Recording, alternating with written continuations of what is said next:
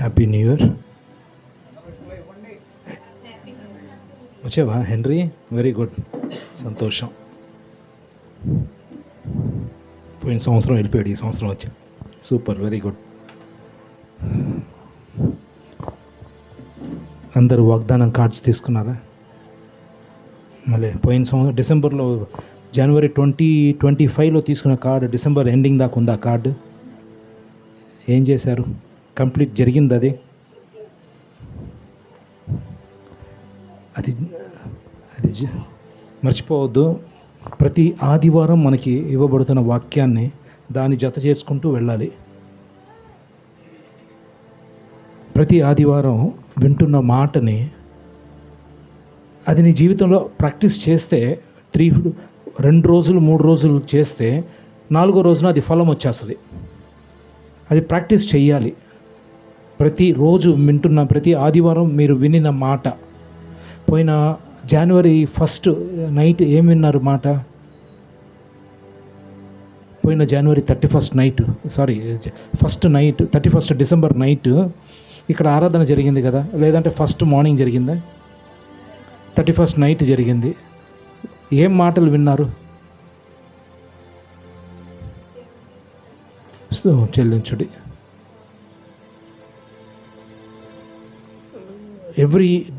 ప్రతిసారి నేను ఇదే చెప్తాను. మనల్ని చర్చికి పిలిపిస్తాడు, కూర్చోపెడతాడు. కానీ సాతాను యొక్క గొప్పతనం ఏంటంటే ఆ మాటను మాత్రమే విన్నట్టు వినండి, మర్చిపోండి అంటాడు. అదొక్కటే వాడికి భయం. మన దగ్గర వాక్యం ఉంటేనే భయపడతాడు. మన దగ్గర నోట్లో ఎన్ని పాటలు ఉన్నా భయపడ్డు. ఎంత గట్టిగా ప్రార్థన చేసినా ఏం భయపడ్డు. వాడు భయపడేదల్లా నీవు వినిన వాక్యాన్ని. ఆదివారము ఆరాధనకు వచ్చిన మనము వినిన వాక్యాన్ని, ఆ వాక్యం నీ చేతిలో కానీ ఉంటే, ఆ వాక్యాన్ని నీ జీవితంలో కానీ ఉంటే అది భయపడతాడు. లేకపోతే అస్సలు భయపడ్డు. నువ్వు ఉపవాసం ఉండి ప్రార్థన చేసినా ఊరిక అలా కలగాని భయపడిపోతాడు, అట్లా చేస్తాడు. కానీ వినిన వాక్యాన్ని ఎక్కడ మిస్ చేయకుండా జాగ్రత్తగా చేయండి. మీ జీవితాలలో, మీ కుటుంబాలలో నెమ్మది సమాధానం కావాలి అంటే ఇక్కడ నుండి మొదలుకొని చూడండి. ఆల్రెడీ సేటన్ గత 3 క్వార్టర్లో, పోయిన సంవత్సరం అక్టోబర్, నవంబర్, డిసెంబర్ ప్రాంతంలో హీ హ్యాస్ సోడ్ ఏ విత్తనము, కన్ఫ్యూజన్ అనేది ఈ విత్తనాన్ని విత్తేశాడు. మన కుటుంబాలలో, మన జీవితాలలో, మన వ్యక్తిగత జీవితాలలో, కుటుంబాల జీవితాలలో, స్నేహుల మధ్యలో, సొసైటీ మధ్యలో, పాలిటిక్స్ మధ్యలో, గవర్నమెంట్స్ మధ్యలో కన్ఫ్యూజన్ అనే స్పిరిట్ని విత్తేశాడు ఆల్రెడీ. ఈ సంవత్సరం హై ఎండ్లో ఉండబోతుంది స్పిరిట్ ఆఫ్ కన్ఫ్యూజన్. ఆ కన్ఫ్యూజన్ ఎలా ఉంటుందంటే, సత్యం ఉంటుంది, ఆ సత్యములో అసత్యం కూడా మింగిలైపోతుంది. సత్యం ఉంటుంది, అందరూ సత్యం బోధిస్తున్నామే అంటున్నాము, కానీ దాంట్లో అసత్యం యాడ్ అవుతూ వస్తుంది స్లోగా. ఇంకా మనం అది వినినప్పుడు గందరగోళం అవుతూ ఉంటుంది మనుషుల మధ్యలో. ప్రతి మనిషి, ప్రతి కుటుంబాలలో సత్యాన్ని అవలంబించాలని ప్రయత్నం చేస్తుండగా అసత్యము కూడా ప్యారలల్గా యాడ్ అయిపోయి ఇంకా మనల్ని సత్యం వైపు నడిపించకుండా అసత్యంలోకి తీసుకెళ్తూ ఉంటాడు. Spirit of confusion. Spirit of confusion అంటే మన జీవితాల్లో ఎలా ఉంటుందంటే, మనకు ఒక గోల్ ఉంటుంది. మనకు ఒక గోల్, గోల్, ఒక ఎండ్ పాయింట్ ఉంటుంది. ఆ గోల్కి చేరాలి అంటే ఈ నెల నేను పలాంది, లేదా నేను లక్ష్యం, ఆ లక్ష్యం చేరాలి అంటే నీకంటూ ఒక మార్గాన్ని క్రియేట్ చేసుకున్నాం. ఫర్ ఎగ్జాంపుల్, పలానా నాకు ఇంత అప్పు ఉంది, ఈ అప్పుని నేను ఎండ్ పాయింట్లో పెట్టుకున్నాను, ఈ అప్పు మొత్తం తీర్చేద్దాం అనుకున్నాం. లేదంటే పలానా నేను ఎగ్జామ్ ఉంది, ఆ ఎగ్జామ్లో పాస్ అవ్వాలంటే నేనేం చెయ్యాలి. మనం ఒక లక్ష్యాన్ని పెట్టుకున్నాం. ఈ లక్ష్యానికి ఒక మార్గాన్ని రాసుకున్నావు. పలానా మార్గంలో ఇలాగ చేసుకుంటూ నేను వెళ్తాను అనుకున్నప్పుడు ఈ స్పిరిట్ ఆఫ్ కన్ఫ్యూజన్ ఏం చేస్తుంది అంటే, నీకు ఫాగినెస్ అంటే మసక కనిపిస్తుంది. కనిపించినట్టు చేసుకుంటూ వెళ్తాడు.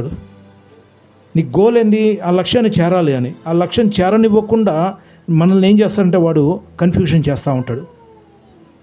హీ విల్ మిస్ఆరియంట్, అంటే దాన్ని కన్ఫ్యూజన్ చేసి డిస్టర్బ్ చేస్తూ ఉంటాడు. మన కుటుంబ జీవితాలలో కూడా అంతే ఉంటుంది.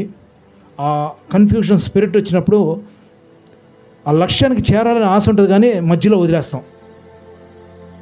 ఆ డిస్ట్రాక్షన్ వచ్చేస్తుంది మైండ్ అంతా. ఫర్ ఎగ్జాంపుల్ హెన్రీ ఉన్నాడు. హెన్రీకి ఒక లక్ష్యం ఉంటుంది, కానీ ఆ లక్ష్యాన్ని చేరటానికి వాడిలో జరిగిన పాత జీవితం, పాత జ్ఞాపకాలని కన్ఫ్యూషన్ చేసేస్తుంది. స్థిరత్వం ఉండనివ్వదు. ఉదాహరణ ఎగ్జాంపుల్ తీసుకున్నా, ఉన్నాడు కాబట్టి. లేదా ఇంకొకళ్ళు నిన్ను ఆ లక్ష్యానికి చేరనివ్వకుండా నీకు కన్ఫ్యూషన్ చేస్తూ ఉంటారు.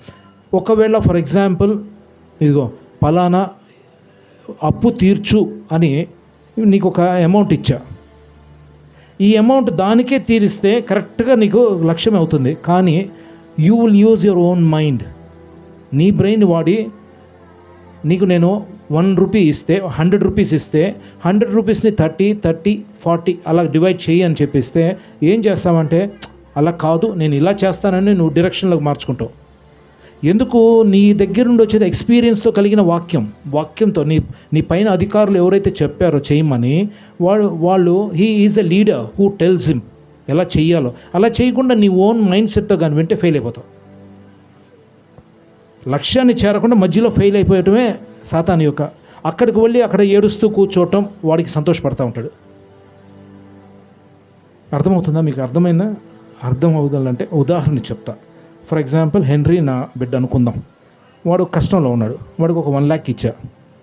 ఈ 1 lakh నేనేం చేస్తా అంటే దాన్ని క్లియర్ చేయన్నా. నువ్వేం చేస్తావు?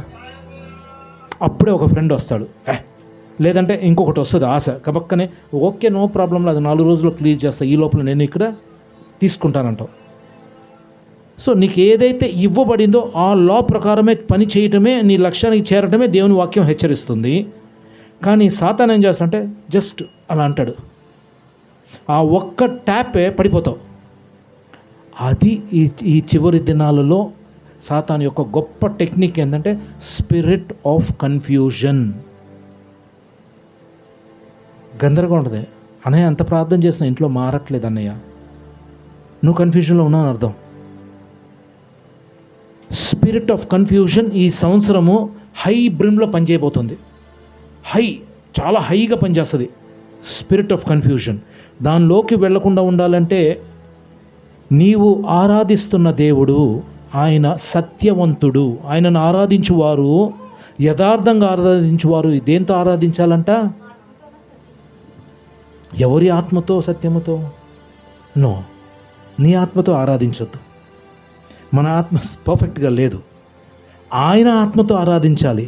Those who worship in spirit, in not with spirit కాదు, ఇన్ స్పిరిట్ అంటే ఆయన ఆత్మతో, సత్యస్వరూపి అయిన ఆ పరిశుద్ధాత్మతో నీవు ఆరాధించాలి. With the help of the Holy Spirit and in truth, in సత్యములో. వాక్యమనే నేనే సత్యము అని చెప్తున్నాడు ఆయన. వాక్యమే సత్యము. వాక్యముతో ఆరాధించాలి. ఎలా ఆరాధించాలి? అసలు ఆరాధనకి what is the meaning of worship? ఇప్పుడు దాకా మనం పాటలు పాడామా? అది ఆరాధన, అది వన్ కైండ్ ఆఫ్ ఆరాధన. ఇంకొంచెం కాంగోగా ప్లే చేస్తే ఉద్రేకతం వచ్చేస్తుంది. రబా షకంద. నేను నెగిటివ్ చెప్పట్లేదు, కానీ జనరల్లీ ఒక హై బ్రిమ్లోకి వెళ్ళిపోతే పడిపోతావు, మళ్ళీ పాపం చేసుకుంటూ వెళ్ళిపోతాం. కాదు, ఆరాధన అంటే ప్రతిరోజు ఆయనకి అలైన్మెంట్ అవ్వటమే వర్షిప్. ఆయన ఇచ్చిన వాక్యానికి నువ్వు సమ చేసుకుంటూ నేను ఎక్కడ సరి చేసుకోలేదా అన్నదే వర్షిప్. అది ప్రతిరోజు ఆరాధించాలి. ఎలాగా? ఆయన సత్యముతో, ఆత్మతో. సత్యం ఏంటి? పోయిన ఆదివారం వినిన వాక్యము, ఆ వాక్యము సత్యము. ఆ వాక్యాన్ని రాసుకొని నీవు ఇంటి దగ్గర తీసుకొని, ప్రభువా ఈ వాక్యాన్ని నాకు ఇలా చెప్పారు కదా, ఈ వాక్యాన్ని నేనేం చెయ్యాలి? సో ఇన్ స్పిరిట్ అంటే ఆత్మ, హోలీ స్పిరిట్ నీకు సహాయం చేస్తూ ఉంటుంది. సంపూర్ణ సత్యములోకి నడిపిస్తాడంట ఆయన. నేను వెళ్ళటం మంచిది, నేను అక్కడికి వెళ్ళి తండ్రి, నేను అక్కడికి వెళ్ళిన తర్వాత నేనేం చేస్తానంటే మీ మధ్యకి ఆదరణకర్తను పంపిస్తాను. ఎందుకంటే మిమ్మల్ని సంపూర్ణ సత్యములోకి నడిపించడానికి. సర్వసత్యములోకి నడిపించాలంటే నువ్వు వింటున్న వాక్యాన్ని అది కంప్లీట్నెస్లోకి రావాలి, నీ లైఫ్లోకి రావాలి అంటే వర్షిప్ చేయాలి ప్రతిరోజు. ఫర్ ఎగ్జాంపుల్ ఉదాహరణకి ఈరోజు దేవుడు ఒక మాట ఇస్తున్నాడు. చూద్దాం, సామెతల గ్రంథం 21 అధ్యాయము 23వ వచనం.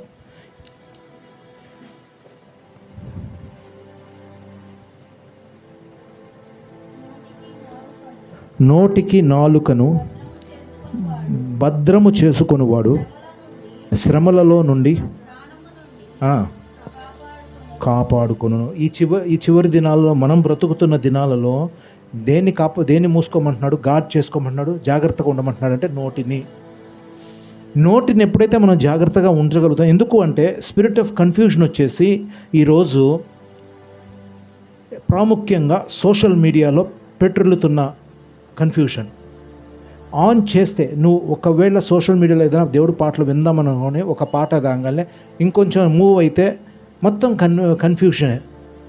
ఒకడు వచ్చేసేమో ఈ దేవతల గురించి అంటారు, ఒకడేమో ఈ దేవుడిని అంటారు, ఒకళ్ళేమో ఆ దేవుడు అంటారు. అంత మతం గురించే ఎక్కువ మాట్లాడుకుంటున్నారు. అన్ని మతాల గురించి ఫైటింగే అయిపోతుంది ఈరోజు. ఎందుకంటే కన్ఫ్యూషన్లోకి నడిపిస్తున్నాడు. అలాగనే పొలిటికల్ విషయాల్లో కూడా కన్ఫ్యూషన్ తెస్తున్నాడు. మనల్ని ఒక స్థిరత్వం లేనివ్వకుండా చేస్తున్నాడు. ఇప్పుడు మనం ఏం చెయ్యాలి అంటే నోరు మూసుకోవటం నేర్చుకోవాలి. ఏదైనా మాట్లాడాలి వస్తే నీ భార్యతోనే నీ భర్తతోనే మాట్లాడాలి, కానీ పబ్లిక్గా ఎక్కడ మాట్లాడకూడదు. ఎక్కడ సోషల్ మీడియాలో లైక్స్ పెట్టకూడదు, సోషల్ మీడియాలో డిస్లైక్స్ పెట్టద్దు, ఎక్కడ నీ మాటలని పెట్టొద్దు. That means don't message. దానికి ఎస్ కానీ నో కానీ అనొద్దు. జాగ్రత్తగా ఉండాలి. ఎందుకంటే చివరి దినాలలో కన్ఫ్యూజన్ అనే స్పిరిట్ వచ్చినప్పుడు మనల్ని ఆ ఏరియాలోకి వెళ్ళిపోయి కన్ఫ్యూజన్ చేస్తూ ఉంటాడు. అది రాకుండా ఉండాలి. ఎందుకంటే it not only happens in India, మన భారతదేశంలోనే కాదు, కంప్లీట్ ఎవ్రీ నేషన్, ప్రతి దేశంలో కన్ఫ్యూజన్ ఆత్మ పనిచేస్తూ వస్తుంది. ఇది రాకుండా ఉండాలంటే ఏం చేయాలంటే ప్రాక్టీస్ చేయాలి. దాన్ని ఈ సంవత్సరం అంతా ప్రాక్టీస్ చేయడం నేర్చుకుందాం. మాట్లాడదాం, సరదాగా మాట్లాడు నీ పిల్లలతోనో భార్యతోనో భర్తతోనే, ఈ గోడల మధ్యలోనే యూ కెన్ టాక్. బట్ అది బయటికి వెళ్ళిందా నోరు మూసుకోకూడదు. మీ ఫ్రెండ్స్తో కాలేజీకి వెళ్తారు, మీ ఫ్రెండ్స్తో కూర్చొని మాట్లాడుకుంటూ ఉంటారు. అప్పుడు ఏం మాట్లాడతారు?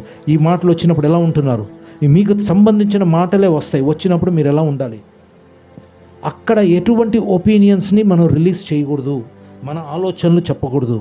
ఎప్పుడైతే నీ ఒపీనియన్స్ని కానీ ఫామ్ చేస్తావో you are targeted in different area, target చేయబడతావు. చూడండి, ఎందుకంటే చివరి దినాల్లో ఇలానే జరుగుతుంది. కొలస్సీయులకు రాసిన తిమోతికి రాసిన 1వ పత్రిక 4వ అధ్యాయము 1వ వచనం 2వ వచనం. తిమోతికి రాసిన 1వ పత్రిక 4వ అధ్యాయం. అయితే కడవరి దినములలో కొందరు అబద్ధికుల వేషధారు వలన మోసపరచు ఆత్మల యందును దయ్యముల బోధ యందును లక్ష్యముంచి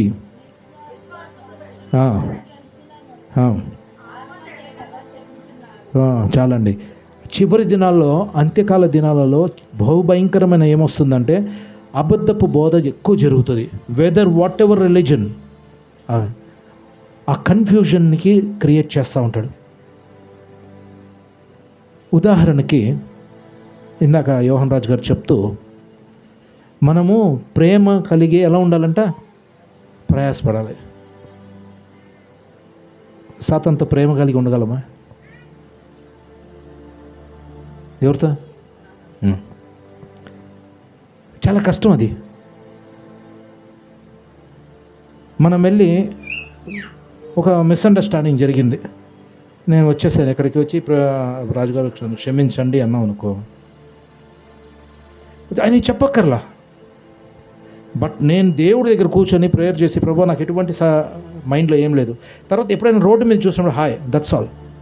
ఎప్పుడైతే నువ్వు పర్సనల్గా వెళ్ళి విజిటేషన్ చేసి తెలుసు అనుకో, బికాస్ నువ్వు క్షమించే హృదయం నీకు లేదు. కానీ నేను ఎప్పుడైతే పర్సనల్గా కలిసి క్షమిస్తానని ఒప్పుకుంటామో, క్రమేణా కొంతకాలం అయిన తర్వాత ఏమైందంటే నాలోకి ఎప్పటికైనా సరే again it will come and ఆ డిస్కార్డ్ అనే స్పిరిట్ వచ్చేస్తుంది. నువ్వు ఎక్కడ క్షమించాలి అంటే ప్రార్థనలు కూర్చున్నప్పుడు. మనం అలాగా లోకంలో చాలామంది ఉన్నారు. నా ఇన్ని సంవత్సరాలలో నాకు అనేక మంది కలిశారు. కొంతమంది నేను క్షమించలేను. కానీ దేవుడి దగ్గరికి వచ్చిన ప్రభువున ఇప్పుడు వెళ్ళి నేను పర్సనల్గా వెళ్ళి నన్ను క్షమించు, నాకు తప్పైపోయింది, అలా చేసిన రోజులు నా దగ్గర ఉన్నాయి. అలా చేశాను డైరెక్ట్గా వెళ్ళి. బట్ అది అలుసుగా తీసుకొని మళ్ళీ ఇంకొక, ఫర్ ఎగ్జాంపుల్ చెప్పారు ఒకళ్ళ దగ్గర, అదే వ్యక్తి నా దగ్గరికి వచ్చి లేదా ఇంకొకళ్ళ దగ్గర వచ్చి, చూసా లాస్ట్కి నేను ఆడిపోతాడు, వాడు చేసాడు, తప్పు చేశాడు, నా దగ్గరికి వచ్చాడు. ఆ వార్త 6 నెలల తర్వాత మళ్ళీ వేరే రూపాన మీ దగ్గరికి వచ్చేస్తుంది. అవి వచ్చినప్పుడు దాన్ని పట్టుకొని మనం ఇంకా ఫ్లింగ్ అవుతాం. క్షమించే గుణ లక్షణాలు, ఆ వ్యక్తి మన గురించి అన్నప్పుడు నాకు హర్ట్ ఉండదు, లోపల దెబ్బ తగిలింది చూసారా, ఆ దెబ్బ పెయిన్ రాకూడదు, అది క్షమించడం. చాలా జాగ్రత్తగా ఉండాలి. What very very he makes us to confuse. చూడమ్మా, యోబు గారు రాసిన గ్రంథము 41వ అధ్యాయము 1వ వచనం.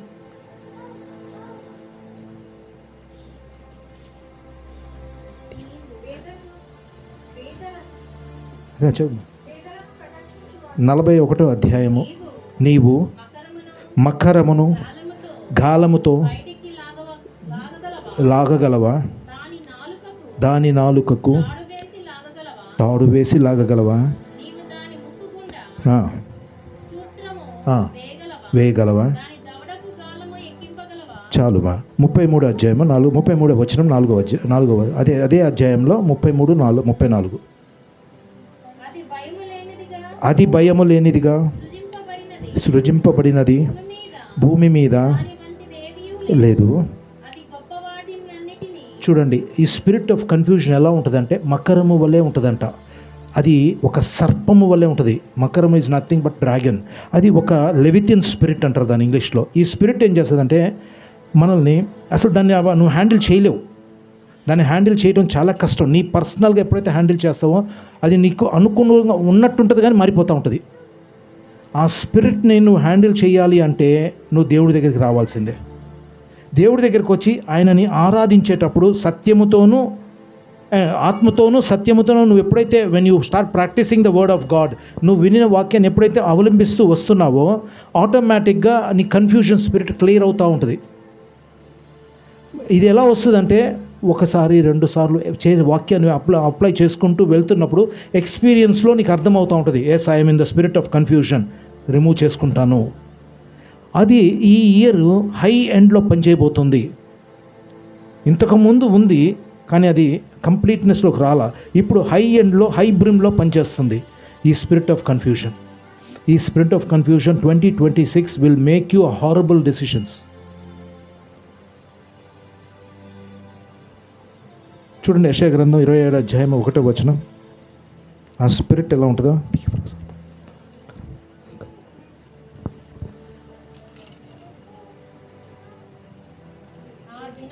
ఆ దినమున యెహోవా గట్టిదై గొప్పదై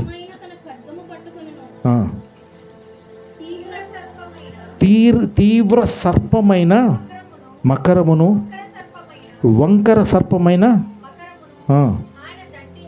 చూడండి, if you have the word of God, మన మధ్యలో మనము నా దగ్గర ఇందాక యోహన్ రాజు గారు చెప్తా, మనము నేను అనే ఈగోయిజాన్ని మనం ఎప్పుడైతే వాక్యంతో కొట్టేస్తూ వస్తావో ఆటోమేటిక్గా దేవుడు ఏమిస్తాడంటే ఒక ఖడ్గం ఇస్తాడు, తీవ్రమైన సర్పము అండ్ వంకర కలిగిన సర్పమును మకరమును ఆయన కొట్టివేస్తాడంట. మన వల్ల కాదు ఆ కన్ఫ్యూషన్ స్పిరిట్ని గెలవటం, మన వల్ల కాదు ఆ స్పిరిట్ని కన్ఫ్యూజన్ చేయటం. కానీ ఆయన వాక్యాన్ని నువ్వు అనుసరించి చేస్తూ ఉన్నప్పుడు హీ గివ్స్ యూ ఆ గ్రేస్, ఆ కృప మనకిచ్చినప్పుడు మనము ఆ స్పిరిట్ ఆఫ్ కన్ఫ్యూజన్ జస్ట్ తప్పుకొని వెళ్ళగలం. అది వెళ్ళటానికి నీకు ఏమిస్తున్నాడంటే ఆయన నిన్ను ఏమడుగుతున్నాడంటే ఆయనను ఆరాధించమంటున్నాడు. మనకి ఆరాధన అనే నిర్వచనానికి ఏమైందంటే పాటలు పాడటమే సరిపోతుంది. అందుకని ఈ చివరి దినాలు ఎలా అయిపోయిందంటే మోసం జరుగుతుందంటే క్రిస్టియన్డంలో మోసం భయంకరమైన మోసం క్రిస్టియన్డంలో, క్రిస్టియానిటీలోనే దేవుడే అసహించుకుంటున్నాడు. ఆమోస్ గ్రంథం 5వ అధ్యాయం చదవని తల్లి ఒకసారి చూద్దాం ఆయన ఎలా ఏమంటున్నాడు. చూద్దాం, ఆమోస్ గ్రంథం 5వ అధ్యాయము ఫస్ట్ నుండి కదమ్మా 21 అనుకుంటా. ఆమోసు 21 అసహించుకుంటా. ఎంచుచున్నాను. ఓకే.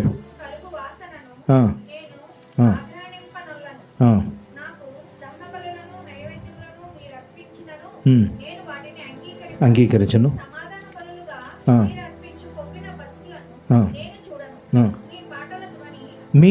మీ పాటల ధ్వని, పాటలు తీసేయమంటున్నాడు ఆయన. ఒకటి మీరు మనం ఇప్పుడు ఈ రోజున ఆయన ఈరోజు ఇంకా ముందుకు వెళ్తే ఏమనుందంటే మీ పిచ్చి పాటలంట, మీ స్వరమండలములు పెట్టి పాడుతున్న మీ పిచ్చి పాటలు తీసేయండి నా దగ్గర నుండి. ఎందుకంటే ఈరోజు ఆరాధన ముసుగులో, for example December 31st night అందరూ మందిరాల్లో ఆరాధిస్తున్నారు. ప్రతి కుటుంబాన్ని ప్రతి మందిరాల్లో ఆరాధిస్తుంటే ఒక పెద్ద సేవకుడు ఏం చేశాడు, స్టేడియంలో పెట్టేశాడు.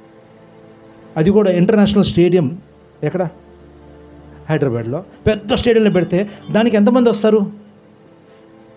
ఒక సెలబ్రిటీ వస్తే అన్ని సంఘాల నుండి మారిపోతుంది.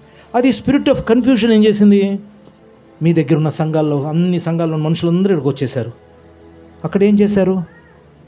పాటలు పాడుతున్నారు, లైట్ల మీద డిస్కో లైట్లు, డాన్స్లు, గోల చేశారు. పిచ్చి పాటలంట.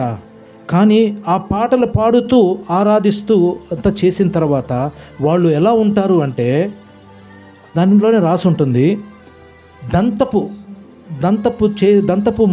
చెక్కిన మంచపుల మీద పరుండుకొని వాళ్ళు మంచి పర్ఫ్యూమ్స్ రాసుకొని బ్రతుకుతారంట.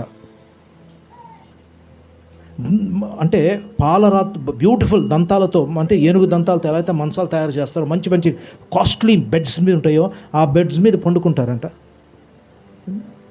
ఎలా జరుగుతుందో చూడండి ఆరాధన అనే ముసుగులో మోసపోతున్నాం. ఆరాధన is nothing but aligning your self. నువ్వు దేవుని వాక్యంతో ప్రతిరోజు చెయ్యాలి. ఏం చెయ్యాలి అంటే, నేను అనే స్వభావాన్ని ప్రతిరోజు చంపేయాలి. అది చాలా కష్టం. అది ఎంత కష్టం అంటే, ఎదుటివాడినైనా మనం ఈజీగా ఉంటుంది కానీ మాట అంటాం, నన్ను నేను అనుకోవటం కష్టం, నన్ను నేను సరి చేసుకోవటం కష్టం. నన్ను వేరే వాళ్ళు, ఒకవేళ నా భార్య నన్ను సరి చేసుకుని ఊరుకో, లేదా నేను ఆవిడని సరి చేస్తే ఊరుకోడు. నేను అనే స్వభావాన్ని ఎవరైనా అంటుకుంటే తట్టుకోలేదు. అది దాన్ని పోషించి పెద్ద చేసేది ఎవరో తెలుసా? సాతాను. ఈరోజు ఒకవేళ నేను అనే స్వభావాన్ని, నా లోపల ఈగో ఉందనుకో, నా లోపల హేట్రేట్ ఉందనుకో, నా లోపల బిటర్నెస్ ఉందనుకో, నా లోపల జెలసీ ఉందనుకో,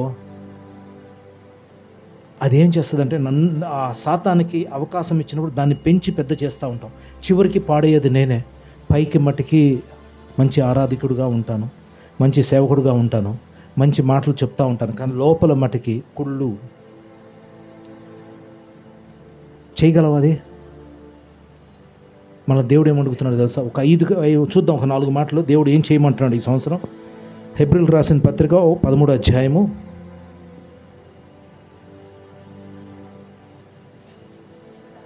1వ వచనం. ఏం ప్రేమ అంటది? సహోదర ప్రేమ. చాలండి.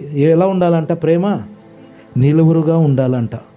అది ఇప్పుడు సంఘానికి ఇవ్వబడిన మాటే, ప్రేమ యందు ప్రయాసపడి ఉండడి అంట. ఎలాంటి ప్రేమ? సహోదరుడి ప్రేమ. ఆ ప్రేమలో నిలువురుగా ఉండాలంట. You have to steadfast in that love. ఆ ప్రేమలో మనం నడవాలంట, నిలువురుగా ఉండాలి. ఉండగలమా? ఈ సంవత్సరం అంతా చెయ్యాలి. సహోదర ప్రేమ కలిగి ఉండటం. ఆ సహోదరుల మధ్య ప్రేమ లేకుండా చేసేదే సాతాను యొక్క జాబ్. నేను టచ్ చేస్తే చాలా కోపం వచ్చేస్తుంది. చూడండి 2వ వచనం తర్వాత ఎలా ఉండమన్నాడు? 2వ వచనం తల్లి, అదే అధ్యాయంలో. మీరును వారితో కూడా బంధకములోనున్న వారిని జ్ఞాపకము చేసుకొనుడి. మీరును శరీరంతో ఉన్నారు కనుక. ఎవరిని జ్ఞాపకం చేసుకోవాలంటండి? ఎస్. సహోదర ప్రేమ ఎలా ఉంటుందో తెలుసా? పలానా సహోదరు కష్టంలో ఉన్నంటే కనీసం జ్ఞాపకం చేసుకోవాలి. జ్ఞాపకం చేసుకుంటే నీకు చేతనైతే కొంత సహాయం చెయ్యాలి. చేతనైతే నీ దగ్గర ఉన్నది నీ గుప్పుడే ఉంటుంది పట్టుకుంటానికి. నువ్వు ఎంతసేపు గట్టిగా పట్టుకోవాలన్నా గుప్పుడు తర్వాత మిగిలేదంతా వేస్ట్. నీకు చేతనైతే కొంతమందికి సహాయం చెయ్యి. ఏ ఏ రూపానైనా చేయి. కష్టంలో ఉన్న వాళ్ళని ఆదుకోవాలి. ఒకానొకప్పుడు మనము మనకు కూడా కష్టాలు ఉన్నప్పుడు ఏదో రూపాన మనకు వచ్చి ఆదుకున్నారుగా. నువ్వు కష్టంలో ఉన్నావు తల్లి, నేను ఆదుకున్నారా? అసలు ఎక్స్పెక్ట్ చేసావా? అలాగా నీ వంతుగా ఆ బ్రదర్లీ లవ్లో, ఆ సహోదర ప్రేమలో కంటిన్యూగా ఉండాలంట, నిలకరగా ఉండాలంట. నికరముగానా ఏంటది? నిలువరముగా ఉండాలంట. Continue, you have to show your brotherly love. కంటిన్యూగా ఉంటూ ఎలా ఉండాలంటే కష్టంలో ఉన్న వాళ్ళని ఆదుకోవాలంట. కష్టంలో ఉన్న వాళ్ళని ఆదుకోవటం చాలా కష్టం అండి. చిన్న ప్రార్థన చేసినంత మాత్రం కుదరదు. చెప్తాను, ఒకవేళ నువ్వు ఒక ముద్ద తింటున్నావు, ఆ ముద్దలో నుండి తీసి నువ్వు పెట్టగలవా? నీకు ఆకలిగా ఉంది, తిన్నావు, ఒక ముద్ద ఆల్రెడీ తినేసావు, ఆకలి వేస్తుంది, పక్కన ఒక వ్యక్తి వచ్చాడు, ఆకలి వేస్తుంది, నువ్వు తింటున్న తీసి పెట్టగలవా? పెట్టలేవు. ఇంకా నీ కడుపు నిండలా. పెట్టటమే దేవుడు చూస్తాడు. You should feed them. నువ్వు తీసి పెడితే దేవుడు ఇస్తాడు. పెట్టడం నేర్చుకోవాలి. అదే చెప్తున్నాడు, కష్టంలో ఉన్న వాళ్ళు ఆదుకోవాలంట. మరణం ఎలా వస్తుందో తెలియదండి. ఈ సంవత్సరం నాకు తెలిసి 2-3 కేసులు జరిగినాయి. ఉదాహరణకు 2 కేసులు చెప్తా. సేమ్ చిన్నపిల్లడు అండి, 25 years, early morning 2 o'clock duty నుండి వస్తున్నాడు. బీటెక్ సివిల్ ఇంజనీరింగ్ చదివి చక్కగా అంత ఉంటాడు, మనోళ్ళలాగా ఉంటాడు, సన్నగా. వాడు రైట్ రూట్లో వస్తున్నాడు, ఎదురు బొలెరో వచ్చింది, గుద్దింది, ఇరిగిపోయాడు, కాలు ఇరిగిపోయింది.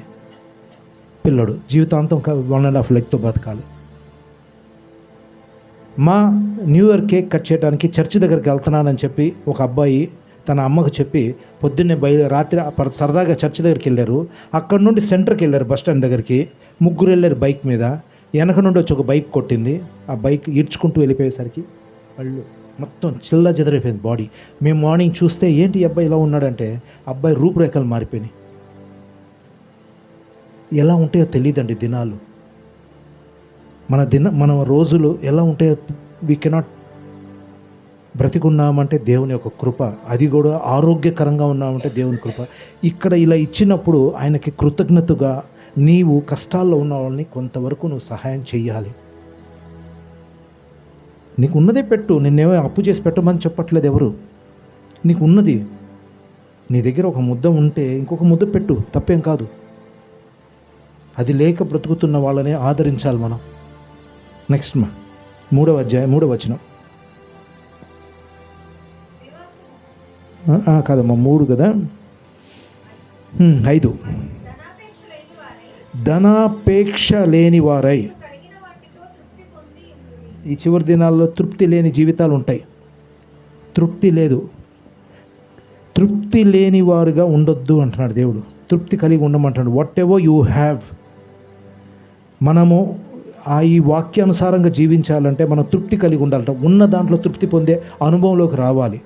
ఎందుకు చెప్తున్నాడంటే దేవుడు దాచిపెట్టుకోవాలనే ఉద్దేశంతో ఇంకొక రూపాయి, ఇంకా 4 రాళ్ళు వెనకేసుకోవాలని చేసే ఆ క్రమంలో మనము అప్పుల పాలైపోతాం. మనము మోసం చేయడానికి ప్రయత్నం చేస్తాం. ఎప్పుడైతే నువ్వు మోసం చేయడానికి ప్రయత్నం చేస్తావో తెలియకుండా అన్ని తప్పులు చేసుకుంటూ వెళ్ళిపోతావు జీవితంలో. ఆ తప్పులు చేసేదాన్నే స్పిరిట్ ఆఫ్ కన్ఫ్యూజన్ అంటారు, గందరగోళం అంటారు. ఆ గందరగోళ జీవితంలో నువ్వు కన్ఫ్యూజన్ అయిపోయి నువ్వు ఎటు వెళ్తున్నావు అర్థం కాదు. ఉదాహరణకి నీకు ఉన్న దాంట్లో తృప్తి చెందక సడన్గా ఒక షర్ట్ కొనుక్కుంటే 9 షర్ట్లు ఫ్రీ అంటే వెళ్ళిపోతావు, వెళ్ళవా? ఒకటి కొంటే ఒకటి ఫ్రీ, ఓకే పర్వాలేదు. ఒకటి కొంటే 9 ఫ్రీ అంటే ఏంది? నీ దగ్గర డబ్బులు లేవు, నీ దగ్గర ఓన్లీ క్రెడిట్ కార్డే ఉంది. ఏం చేస్తాం మనం? హెన్రీ, నీకు ఒక షూ కొనుక్కుంటే ఒక షూ ఫ్రీ అని ఆఫర్ లేదు. ఒక షూ కొనుక్కుంటే 5 షూస్ ఫ్రీ అనగానే నీ దగ్గర మనీ లేదు, నీకు షూ అవసరం వచ్చింది. నీ మైండ్ సెట్ ఏమంటుంది? క్రెడిట్ కార్డే కదా, స్వైప్ చేసేద్దాం అని వెళ్ళి స్వైప్ చేసినప్పుడు నీకు తెలియదు ఆ పెయిన్. తీసుకున్నప్పుడు నువ్వు ఆటోమేటిక్గా ఒక స్లాట్లో ఇరుక్కుపోయి ఇంకా నువ్వు కన్ఫ్యూజన్ స్పిరిట్లో బతుకుతావు. ఇలా చేస్తాడండి చివరి దినాలలో. ప్రతి ఒక్కరిని అలా చేస్తూ ఉన్నాడు. ఈ స్పిరిట్ ఆఫ్ కన్ఫ్యూజన్లోకి నువ్వు వెళ్లకుండా ఉండాలి అంటే నువ్వు ధనాపేక్ష ఉన్న దాంట్లో తృప్తి చెందడం నేర్చుకోవాలి. నీకు వస్తున్న జీతంలో నువ్వు తృప్తి పొందడం నేర్చుకోవాలి. నీవు ఆ వచ్చిన దాంట్లో కొంత సహాయం చేయటం నేర్చుకోవాలి. కొంతమందికి నువ్వు సహాయం చేయాలి ఉన్న దాంట్లోనే. ఎందుకంటే సహోదర ప్రేమ కంటిన్యూగా ఉండాలంట. ఆ ప్రేమ దాన్ని ఏమంటారు, తెలుగులో ఏమన్నారండి, నిలువరముగా ఉండాలంట. ఆ సహోదర ప్రైజ్ లార్డ్ బ్రదర్ యోహన్ రాజు గారు చాలా వందనాలండి, బాగున్నారా అని. నేను మాటలు చెప్పే ప్రేమ కాదు మంది, మాటలు చెప్పే ప్రేమ కాదు. అలాగని అప్పు చేసి నిన్ను ప్రేమించకూడదు. చాలామంది అప్పు చేసి మందిరాలకు ఇస్తారు. నో నో నో, అది ఫేక్. అది అప్పు చేసి నీ దశభాగాలు ఇవ్వమని బైబిల్ ఏం చెప్పట్లేదు. అప్పు చేసి చీట్లు పాడి ఆ చీట్లు కట్టుకుంటూ సేవకులకి ఇచ్చేయమని ఎక్కడ చెప్పలే. ఇది ఎప్పుడైనా చెప్పారా మీ సేవకులు? ఎప్పుడైనా అసలు కానుకలు పడుతున్నారా? లేదు. దిస్ ఇస్ హౌ వాక్యం ఇలా ఉంటుంది. నిలువురుగా ఉండాలంట సహోదర ప్రేమ.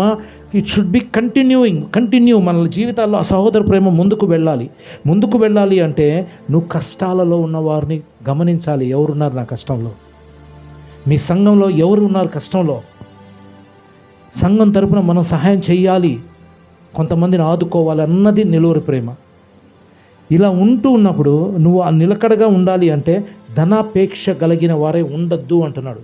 ఎందుకు అంటే తిమోతికి రాసిన 2వ పత్రిక 3వ అధ్యాయము 1వ వచనంలో ఏముందంటే 1, 2, 3 దాంట్లో భయంకరమైన వ్యక్తులు ఉన్నారండి.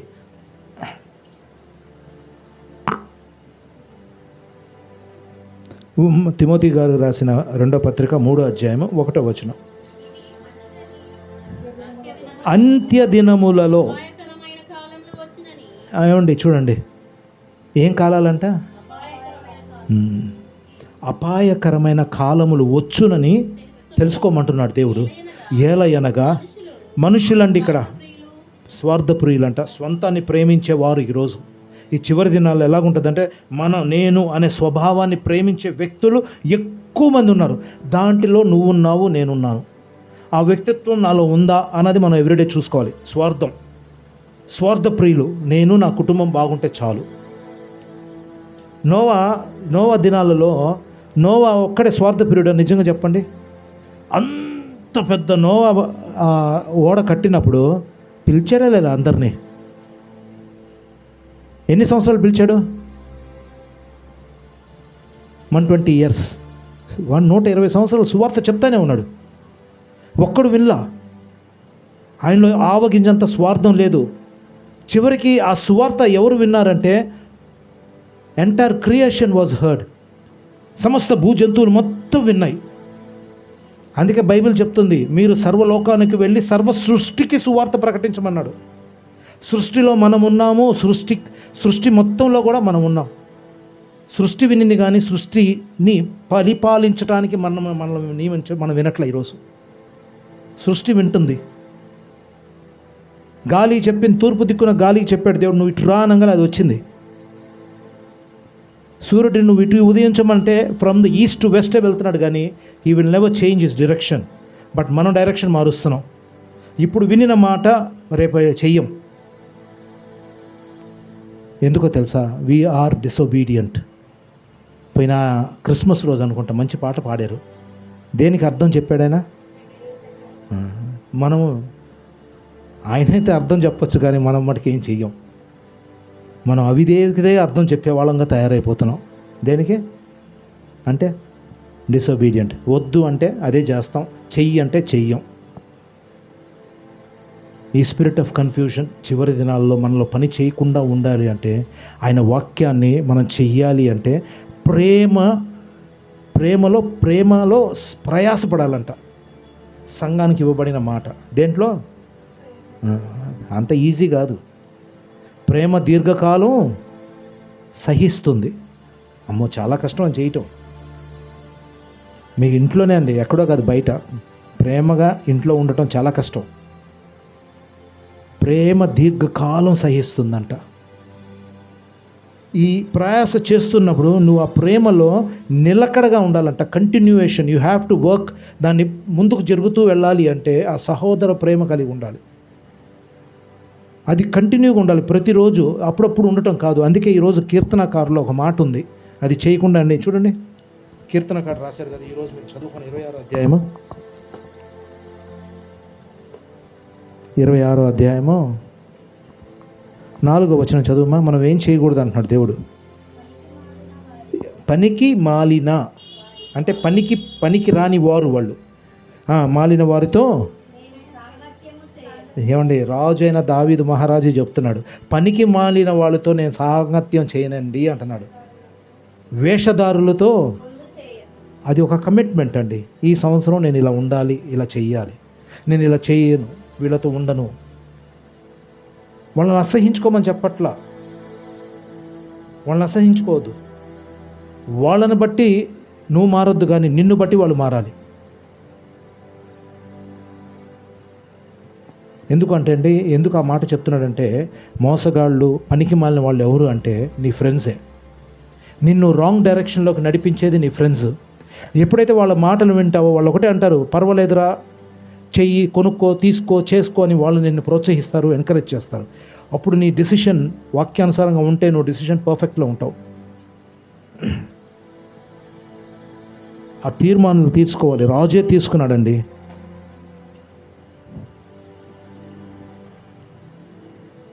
ఇంకోటి ఉంది చూడండి, 5వ వచనంలో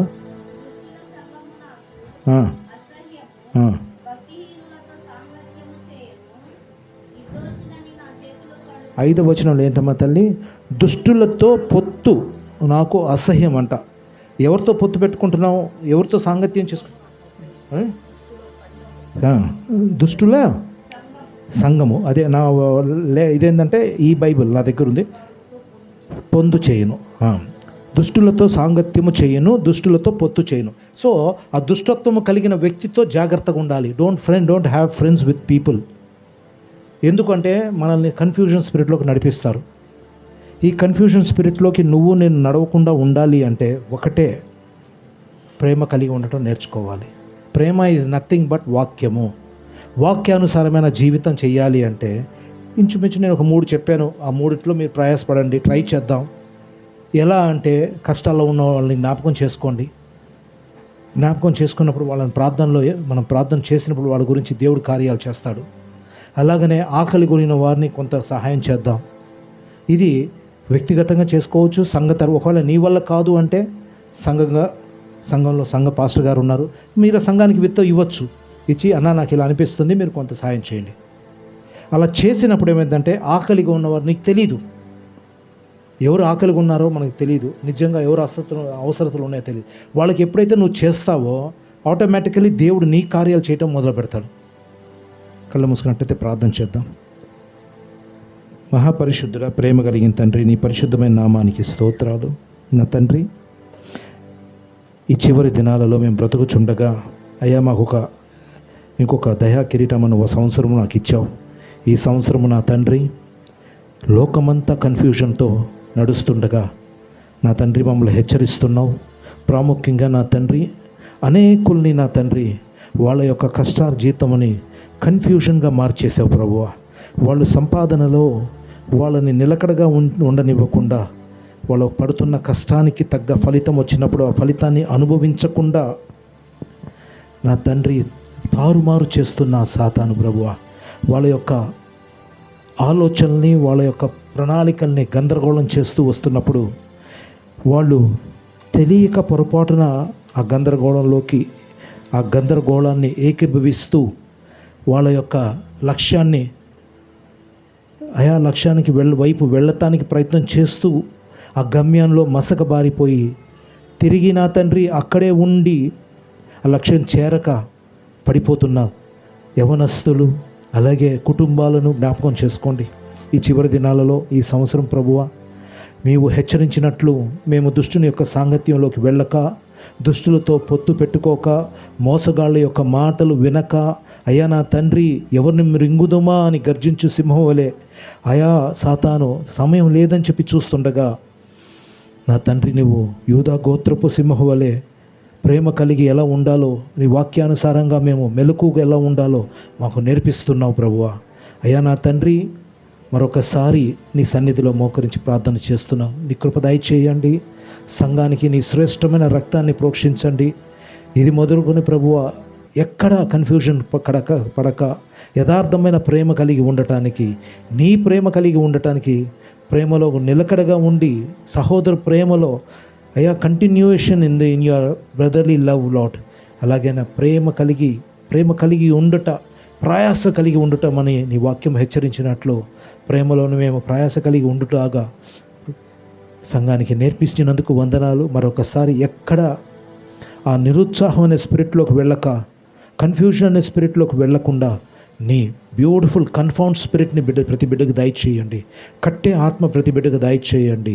అయా సత్యములోనూ ఆత్మతోనూ సత్యముతోనూ ఆరాధించే ఆ మంచి మనస్సాక్షి కలిగి ప్రతి ఆదివారం ఇవ్వబడిన వాక్యాన్ని వారమంతా వాక్యమును ప్రాక్టీస్ చేసే బిడ్డలుగా ఉండటానికి నీ కృప దయచేయమని అడుగుచు యేసుక్రీస్తు నామములో ప్రార్థన చేస్తున్నాను తండ్రి.